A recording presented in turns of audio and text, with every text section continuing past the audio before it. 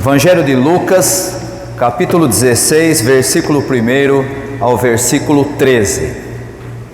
Jesus disse aos seus discípulos: o administrador de um homem rico foi acusado de estar desperdiçando os seus bens. Então ele o chamou e lhe perguntou: que é isso que estou ouvindo a seu respeito? Preste contas da sua administração, porque você não pode continuar sendo o administrador. O administrador disse a si mesmo: meu senhor está me despedindo, que farei? Para cavar não tenho força e tenho vergonha de mendigar. Já sei o que vou fazer para que, quando perder o meu emprego aqui, as pessoas me recebam em suas casas. Então chamou cada um dos devedores do seu senhor. Perguntou ao primeiro: quanto você deve ao meu senhor? 100 potes de azeite, respondeu ele. O administrador lhe disse: tome a sua conta, sente-se depressa e escreva 50. A seguir, ele perguntou ao segundo: e você, quanto deve? 100 tonéis de trigo, respondeu ele. Ele lhe disse: tome a sua conta e escreva 80. O Senhor elogiou o administrador desonesto porque agiu astutamente, pois os filhos deste mundo são mais astutos no trato uns com os outros do que os filhos da luz. Por isso eu digo: usem a riqueza deste mundo ímpio para ganhar amigos, de forma que, quando ela acabar, estes o recebam nas moradas eternas. Quem é fiel no pouco, também é fiel no muito. E quem é desonesto no pouco, também é desonesto no muito. Assim, se vocês não forem dignos de confiança em lidar com as riquezas deste mundo ímpio, quem confiará as verdadeiras riquezas a vocês? E se vocês não forem dignos de confiança em relação ao que é dos outros, quem lhes dará o que é de vocês? Nenhum servo pode servir a dois senhores, pois odiará um e amará outro, ou se dedicará a um e desprezará outro. Vocês não podem servir a Deus e ao dinheiro. Esse é um dos textos que normalmente traz muita confusão quando se tem que fazer a sua interpretação. Isso porque há alguns aspectos que geram esse texto e que fogem um pouco da nossa maneira de pensar e da maneira de viver na nossa sociedade atual. O que eu estou querendo dizer é que, para que a gente possa entender esse texto, há algumas coisas que nós precisamos entender sobre como funcionava a sociedade na época de Jesus, para que a gente possa ter a noção correta daquilo que ele estava falando. Ou seja, existem por trás desse texto algumas premissas, algumas coisas que eram comuns naquela época e que hoje já não são mais assim. Primeira coisa importante a se entender é que naquela época a riqueza era entendida como algo fixo, ou seja, era como se fosse um bolo de tamanho único e que era dividido por todo mundo.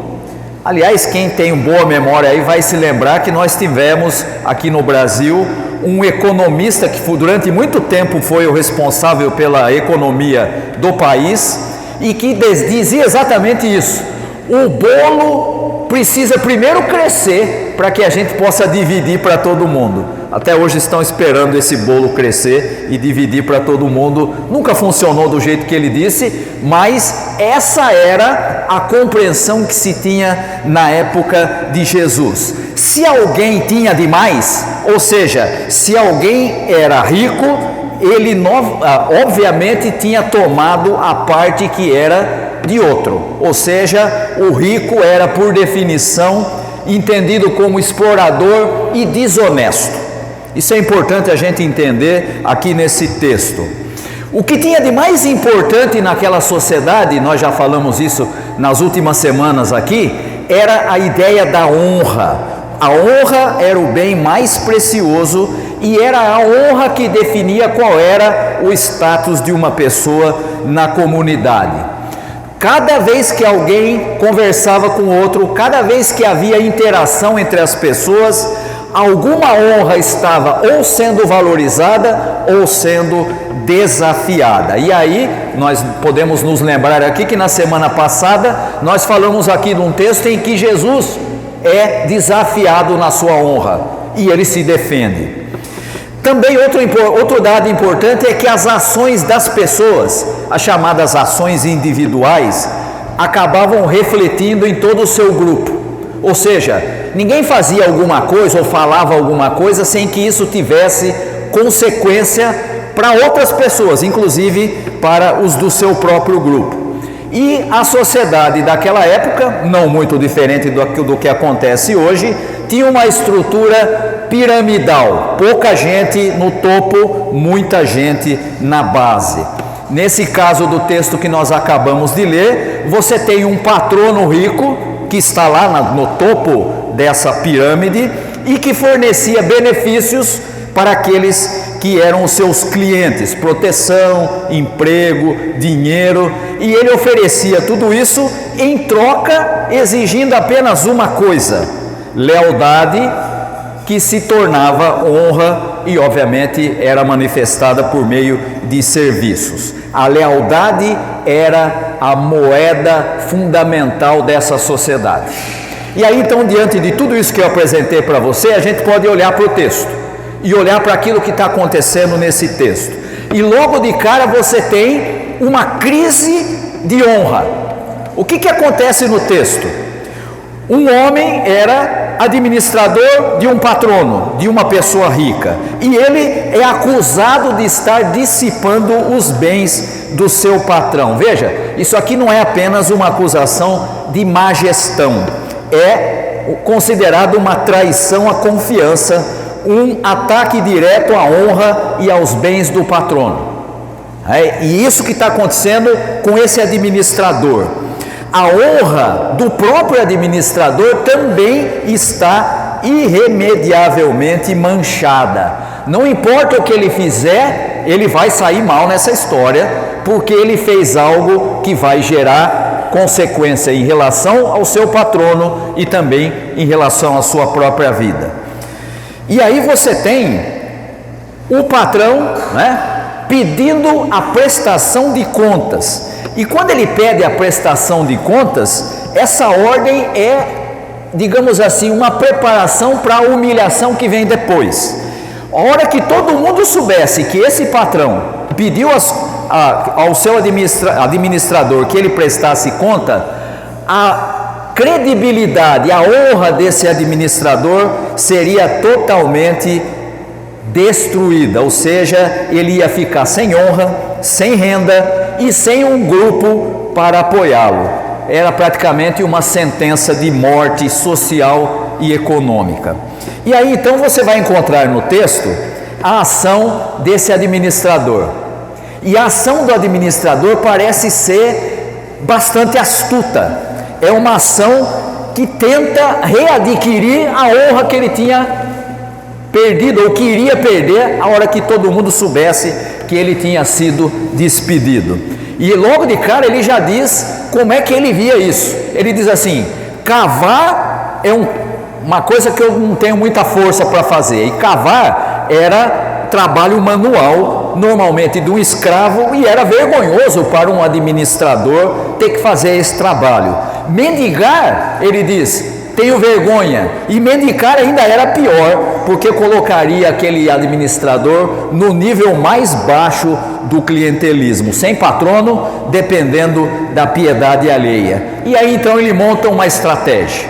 E a estratégia desse administrador é que é o foco desse texto. Ele monta uma estratégia a partir daquela forma de pensar daquela sociedade. Ele pensa em um plano brilhante dentro das regras culturais. O que ele faz? Primeiro, ele usa a autoridade que ele ainda parece ter, antes que a demissão se tornasse pública, para criar uma rede de obrigação. Ou seja, o que ele faz? Ele primeiro começa a se tornar um tipo de patrono intermediário. Ele não tem a posição do seu patrão e ele também não tem a posição daqueles que eram clientes do seu patrão. Ele arruma um lugar ali no meio, e aí o que ele faz? Ele procura as pessoas que deviam ao seu patrão e começa a reduzir drasticamente a dívida que eles tinham, não com ele, mas com o seu patrão. Os devedores ficaram agora gratos a ele e não diretamente ao homem rico, que era o seu patrão, porque ele tinha reduzido as suas dívidas. Ele cria então uma posição intermediária que não existia. Segunda coisa que ele faz, ele constrói uma nova forma de honra. Agora ele não vai ser mais o administrador do seu patrão, mas ele faz com que esses clientes a quem ele abaixou o valor acabem ficando obrigados por ele, ou obrigados com ele, por honra, a recebê-lo em suas casas quando ele for demitida. Ele criou uma nova forma de honra, ou seja, já que eu não posso mais lidar com o meu patrão, o que eu vou fazer? Eu vou criar uma alternativa para ser recebido por aqueles que são devedores do meu patrão. Constrói um tipo de banco de honra. E a terceira consequência é que o patrão dele, nessa situação, ficou sem saída. Se ele diz, não, você não tem autoridade para fazer isso que você fez, ele ia ficar mal com os seus clientes, ia passar por alguém que estava explorando. E aí só restou ao patrão dizer o quê? Dizer, rapaz, você foi muito esperto, e por isso você vai encontrar aí no versículo 8º o elogio surpreendente do patrão. O homem rico é quem elogia o administrador. E por que ele faz isso? Porque aquele administrador jogou o jogo da honra, que era algo comum naquela sociedade, e do clientelismo melhor do que o patrão, e o venceu. Venceu no jogo do próprio patrão, e por isso então ele recebe o elogio como um reconhecimento público dessa vitória, restaurando parte da sua honra. E aí então, depois de tudo isso, chega o comentário de Jesus. Até aí é uma história que Jesus está contando. Aí vem a interpretação que Jesus dá para essa história que ele está contando, os seus comentários, um tipo de aplicação teológica. Primeira coisa importante a entender é que Jesus aqui contrasta a astúcia dos que operam nos sistemas de valores humanos, que aí são honra, riqueza e poder, com a ingenuidade dos que buscam o reino de Deus. A lição aqui não é de ser desonesto. Jesus não está defendendo a desonestidade, mas ele está falando sobre ser igualmente sábio, perspicaz, estratégico quando se busca os valores do reino. E aí vem a frase de Jesus que é bastante enigmática. Ele diz assim: fazei amigos com a riqueza injusta. Espera aí, como é que é? Fazer amigos com a riqueza injusta? Essa é a chave. A riqueza injusta é ganha, e na época de Jesus era assim, e hoje não é diferente, é ganha em um sistema explorador de benefício limitado. Jesus diz: usem a mesma riqueza corrupta, não para ganho egoísta, mas para construir um sistema alternativo de patronagem. Aquilo que era natural naquela sociedade, o patrão, que era o que beneficiava as pessoas, Jesus diz o seguinte: você deve ser esperto, você deve ser ágil, mas não para servir ao sistema que já existe, mas sim para construir um sistema alternativo de patronagem. Em vez de servir a Mamon, que é o Deus do dinheiro, que é inclusive a palavra que está aí no último versículo, não podeis servir a Deus e a Mamon, né? Em vez de você servir a Mamon, use os recursos para fazer amigos, e aqui são os clientes do reino, para cuidar dos pobres e necessitados, fazendo dessa forma um uso inesperado, fazendo dessa forma aquilo que é importante, mas usando um sistema que não é justo. Só para que você não se perca nessa história, por que o pastor está falando sobre cuidar de pobres e necessitados, se o texto não fala nada disso? Lembra-se que Jesus disse: cada vez que vocês recebem a um desses pequeninos, é a mim que vocês recebem. Tem muita gente que quer servir a Deus, quer adorar a Deus, vamos servir a Deus, mas ele só pensa em Deus como alguém distante, ele não vê ninguém na sua frente, ele não vê a necessidade de absolutamente ninguém. Quando isso acontece, não está servindo a Deus, ele está servindo ao seu próprio interesse, apesar de parecer serviço a Deus. Quem quer servir a Deus, jamais, de maneira nenhuma, pode ficar cego à necessidade do outro. Jamais. E por isso Jesus está ensinando que é possível, em vez de servir a Mamon, servir ao verdadeiro patrono, aquele que realmente importa. O patrono não é mais o dono do dinheiro, o patrono agora é aquele que é o que trouxe o reino de Deus, o próprio Deus. Agora você serve a outro Deus, não mais a Mamon. E por isso que Jesus vai deixar claro que é absolutamente incompatível você servir a Deus e servir a outro patrono. Está aí no seu versículo 13. Você não pode servir a dois patronos. No sistema do mundo, você serve a Mamon, a riqueza como Deus, e busca a honra dos homens. No reino de Deus, você deve usar os recursos mundanos para servir a Deus e buscar a honra que vem dele. Em outras palavras, a lealdade é indivisível. Não dá para servir a Deus e servir a outra coisa, seja ela qual for. E por que Jesus fala sobre Mamon? Porque é o Deus da sociedade desde todos os tempos. O que é que as pessoas buscam? Fama, dinheiro, reconhecimento e se sentir muito bem. Quando é que o sujeito se sente bem? Quando ele alcança essas coisas. Essa que é a tônica da sociedade que a gente vive. Por isso Jesus diz: olha, deixa eu dizer uma coisa para vocês. Vocês são convidados a ver a realidade de outra forma. Você vai mudar o mundo? Não, não vai. Você vai fazer com que o mundo se torne o reino de Deus, em que haja solidariedade, companheirismo? Não vai. Por quê? Porque o mundo não quer essas coisas. Nunca quis e nunca vai querer. Mas Jesus está chamando pessoas para fazer parte, não fora da sociedade, mas dentro da sociedade, viver no reino. E viver no reino significa ter um compromisso diferente daquele que você tem quando vai com a maioria. Qual é a realidade da sociedade? Quanto mais importante você é, quanto mais dinheiro você tem, quanto mais reconhecimento você tem, quanto mais você se torna alguém visível. Hoje, inclusive, visibilidade às vezes é até mais importante do que ter poder econômico, né? Tá, estão aí as redes sociais para deixar isso claro.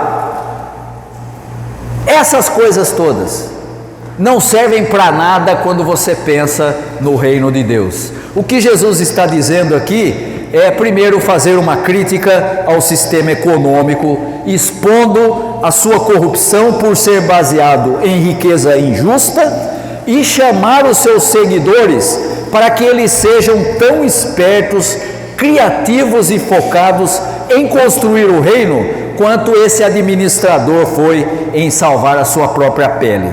O que Jesus faz nesse texto é redefinir a patronagem, ou seja, os discípulos são chamados a usar os recursos materiais, e aí tem a ver com mamon, tem a ver com riqueza, tem a ver com bens, para estabelecer uma nova rede de cuidado e de generosidade, uma nova forma de clientelismo, onde Deus é o patrono supremo e os amigos são todos aqueles que foram acolhidos pela economia da graça e não pela exploração. A esperteza que Jesus ensina aqui está em investir na honra celestial e não na terrena. A terrena você conhece muito bem. Está disposto a investir na celestial? Está disposto a usar um pouquinho daquilo que faz o ser humano diferente de todo o resto da criação, que é a sua capacidade de pensar, para agir dessa forma? É aí que nós somos chamados. Jesus não está defendendo desonestidade nem nada. O que ele está dizendo é: use das coisas da cultura desse mundo para criar uma nova forma de relacionamento. Você não é desse mundo, você pertence a outro mundo, a outro reino, ao reino que o próprio Jesus diz: meu reino não é deste mundo. Nós podemos optar, viver por esse reino de Deus, ou podemos seguir com a maioria. Mas saiba, quando você está seguindo com a maioria, não é a Deus que você está seguindo, não é ao patrono celestial que você está servindo, você está servindo a Mamon, porque é impossível ser fiel a dois senhores. Ou você escolhe Deus, ou você escolhe o que quer que seja, ainda que seja Mamon. Que você escolha servir ao patrono celestial, que você escolha fazer parte do reino que Jesus trouxe. Que Deus os abençoe. Amém.